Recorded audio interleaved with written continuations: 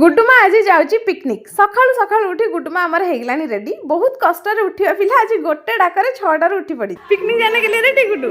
Very good. अब दोनों कहाँ जा रहे हो आज? ओके ऑल द बेस्ट जाओ। एते थंडारे भी सकाळू काम करिया पई एनर्जी मिले भजन शुणिले सकाळे प्राय 2 घंटा भलिया आमर भजन चल थाए भजन शुणी शुणी एचके बाबू आमर पळैचंदी ध्यान रे नाई मो ध्यान नुहे से एमती योगा करती सकाळू प्राय 45 मिनिट भाया आमे खाइया को बसिलु सकाळू सकाळू फ्रुट्स एंड ता सह रातिरु भिजा हेतिबा आलमंड